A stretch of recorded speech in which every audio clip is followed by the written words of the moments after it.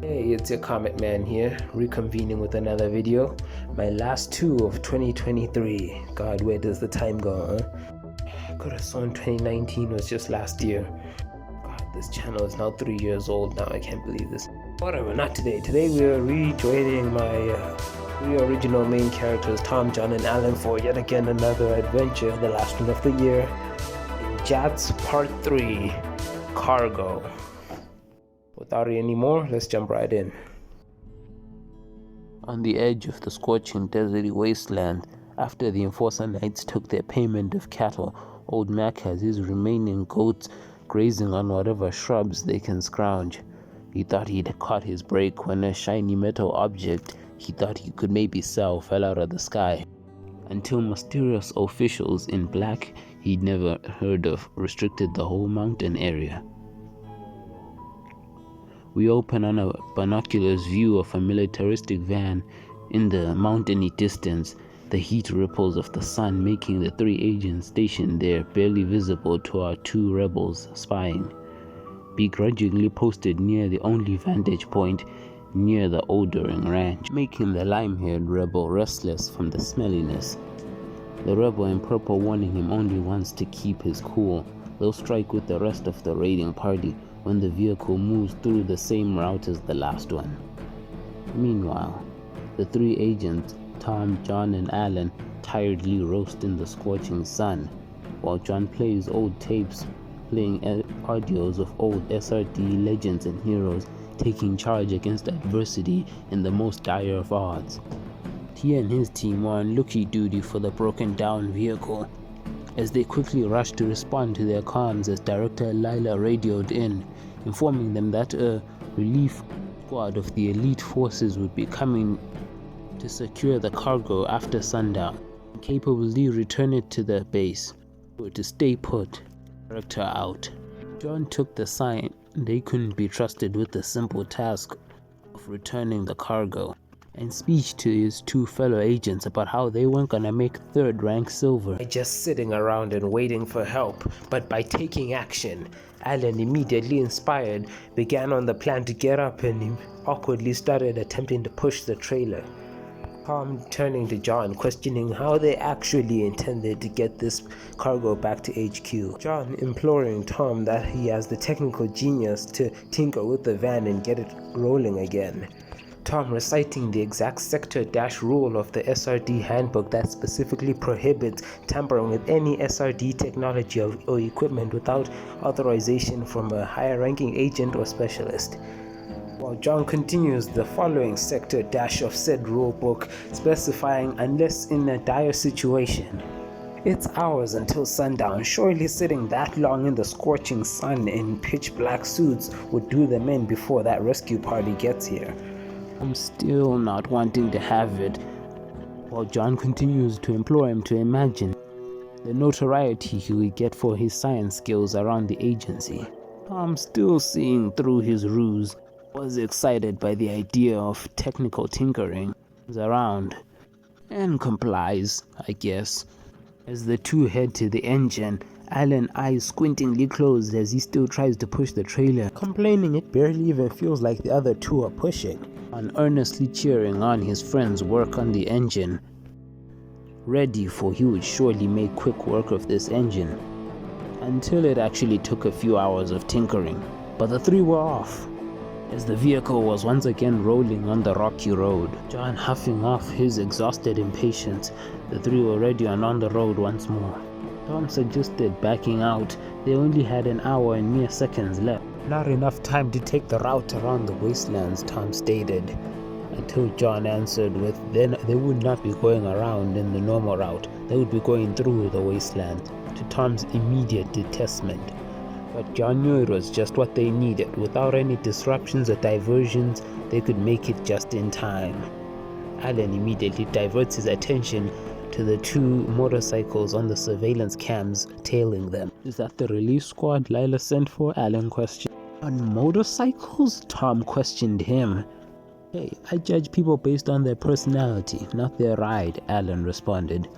And it kinda looks like we're now sharing the same ride. As he pointed back to the cam, the two rebels are climbing on. The trailer behind them. John looking at the map. Looks like we have a clear stretch of road for at least the next 4 minutes. As John set the vehicle into autopilot, three scaled up the vehicle onto the roof to meet the enemies. Immediately recognizing each other, these were the two rebels, Kaya and Leo. The two sides had known each other all too well on the job. The three hadn't seen them since their evil plan with the bomb and the two boats.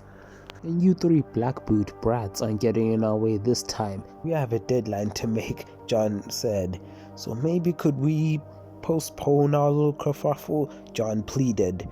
Kaya just drawing her axes and Leo his sickle. John in annoyance sighed as he, Tom and Alan drawed their swords, staff and bow, circling each other to ready till John and Kaya were on the second car.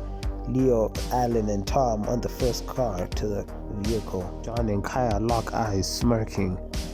With a battle cry, she ensues the brawl. Two engage each other as John's quick swings arouse her senses as she struck harder and harder, the two's breathing quickening as they locked in the motions. All while with a sly smirk, Leo evades Tom's orderly attacks and Alan's sporadic movements, even managing to get Alan to fire an arrow at Tom. Luckily, Alan was a bad shot and merely grazed the skin. Leo almost forgetting the mission, enjoying messing with the two's head, but getting back to jumping down to unlock the trailer. But all's attention was called into focus as a looming shadow soared over them, releasing a serious screech that shocked everyone's ears as it descended. It's a vulture beast, here having spotted the fresh human meat. Sickly, driveling and drooling beast descending on the first two, breaking John and Kaya's fight. As they barely managed to evade falling off the vehicle, John, hanging off the side with his sword, notices up ahead the road trails off into a gorge. Worsened when, while Kaya wrestles the vulture beast, notices more of them coming for the crowd. Tom, Alan and Leo attempt to fend them off. John flips forward, assisting Kaya. John orders Tom get back in the vehicle now and turn the car. Another attempts to sneak up behind them, and together they simultaneously deliver a fatal hit, knocking out the bird. Nice hit, John compliments.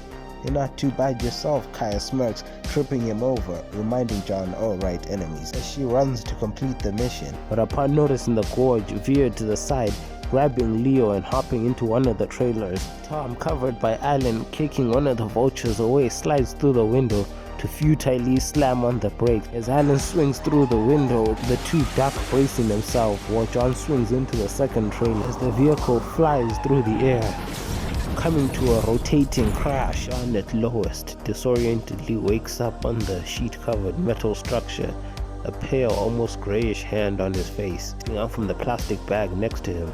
Tiredly wanted to give up, but couldn't, remembering his audios about the SRD heroes fighting against all odds. Taking a second to actually think of a game plan, awaking, getting the rebels out of their trailer, putting them in the cockpit, and driving the damaged wheels up the ramping cliffside, escaping the wasteland. Dropping off the two angered rebels as they watch the vehicle drive off to the sunset. Later, far elsewhere, the three drive the vehicle between the mountains when a secret door opens leading to a long runway. Underground, the large opening closing behind them. They arrive to the bustling intersection of the dispatch site of HQ. Delilah biting the heads off for disobeying orders and compromising a covert operation. Again, John pleading the argument that they managed to save on resources getting it here on time. Holt's pushing his luck as Lila orders it all to be sent to Dr. Tess and Nick's lab. On that note, John inquires about what's in the trailers, the structures, and the Grey Hand. Lila only turning to them slowly and seriously. The three wake up on metal tables in white hospital robes. Memory neutralization, they all repeated to themselves. What did we do the past day? Alan questions. Whatever it is, it was classified, John says, as the three limp up, getting themselves to the door. Three, feeling the usual disorientation, lean on each other as they head outside, watching a crane pulling up a damaged SRD vehicle and trailers. What rookies did that? Alan asked. Noobs, John said, to Tom's laughter, as the three walk away, laughing together. Elsewhere, Kaya and Leo, heads almost bow, nervously walk the catwalk bridge.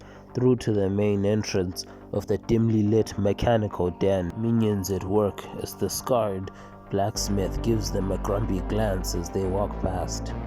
Two of them arrive to a dark figure faced away to a shower of sparks as he lasers a diamond crystal of its impurities.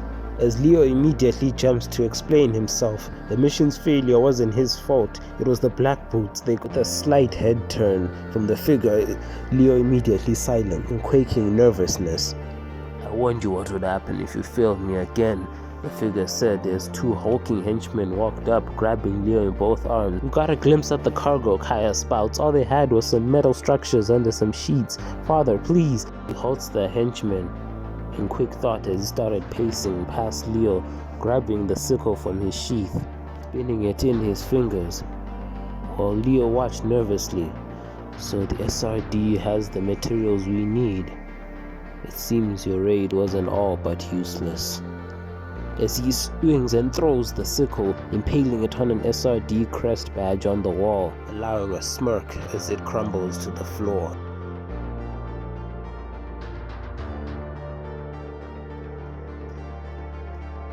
That's our J.A.T.S part 3 and our last one for the year.